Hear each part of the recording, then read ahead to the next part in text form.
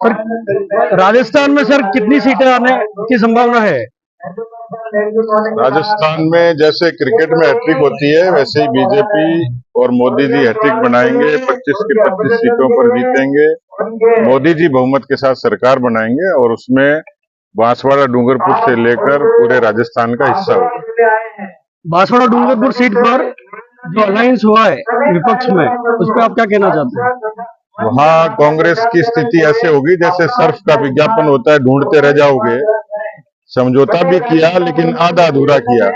इसका मतलब नियत में खोट था। वो कांग्रेस कितने ही समझौते कर ले, लेकिन उनके समझौते की जो जिस तरीके की बदनीयती थी वो जनता समझ चुकी है। कांग्रेस को राजस्थान की तरक्की से कोई सरोकार नहीं है। वो केवल वोट बैंक की राजनीति करती है, जातिगत विद्वेष की राजनीति करती है। और मुझे लगता है कि अब कांग्रेस के दिन लद गए हैं। कांग्रेस को कश्मीर से कन्याकुमारी और कच्छ से कामरूप तक नीति और व्यवहार से नकार दिया गया। इसलिए मुझे नहीं लगता कि कांग्रेस का अब कोई भविष्य है। पिछले 2 दिनों से आप इस क्षेत्र में घूम रहे हैं, किस तरीके से जन समर्थन आपको? देखिए, जिस तरीके से जो देश में 55 वर्षों तक राज किया कांग्रेस पार्टी ने, आदिवासियों के वोट तो बटोरती रही, जनजाति का वोट बटोरा, लेकिन सहूलियत देने का काम या तो वाजपेयी जी ने जनजाति मंत्रालय बनाकर किया या आयोग बनाकर किया, आरक्षण की जो बढ़ोतरी करके किया। दूसरा, भैरव सिंह शेखावत जी ने इस क्षेत्र में, जनजाति के क्षेत्र में आरक्षण की व्यवस्था करी। वसुंधरा जी के राज में नौकरियां लगी।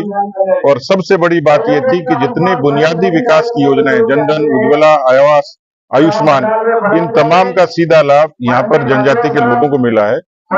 एक उदाहरण पर्याप्त है कि जनजाति के लिए जो टीएसपी का प्लान का जो पैसा था वो 21,000 करोड़ होता था, आज वो 90,000 करोड़ है।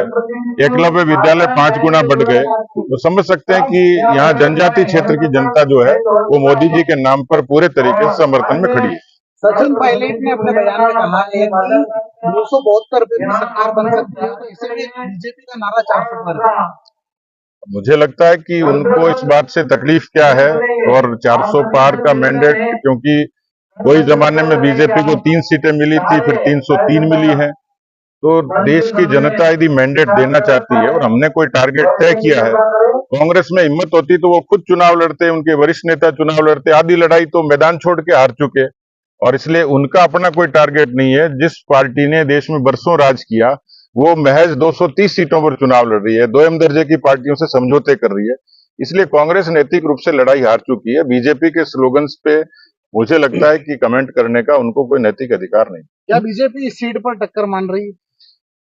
कोई नहीं है टक्कर में, सारे फंस गए चक्कर में, या तो मालवीय जी जीतेंगे। सर पश्चिम बंगाल की मुख्यमंत्री कहती है कि यूसीसी और सीए लागू नहीं करूंगी, उसको लेकर आप क्या कहेंगे?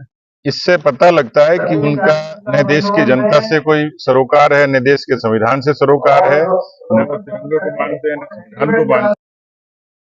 संशोधन कानून हिंदू और सिख भाइयों को भारत की नागरिकता देने का ये उपक्रम था, जिसमें बांग्लादेशी, पाकिस्तानी और अफगानिस्तानी हिंदू भाइयों पर, सिखों पर अत्याचार होते थे। और उन्होंने मांग करी थी कि हमारा जो अंतिम समय है वो हमारी सरजमी पर बीते। अच्छी भावना थी, उसका भी यदि विरोध होता है तो समझ सकते हैं कि उनकी नीयत कैसी है।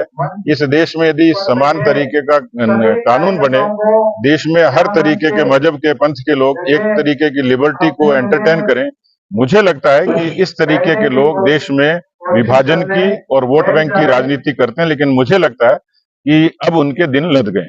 रामनवमी पर जिस तरीके से मुर्शिदाबाद में राम सेवकों के ऊपर पथराव और बमबारी की गई है, ये बौखलाहट है, और मुझे लगता है कि ये आखिरी प्रयास है उनका इस तरीके का। भविष्य में न तो कोई बमबारी की हिम्मत करेगा, न कोई पथराव की करेगा।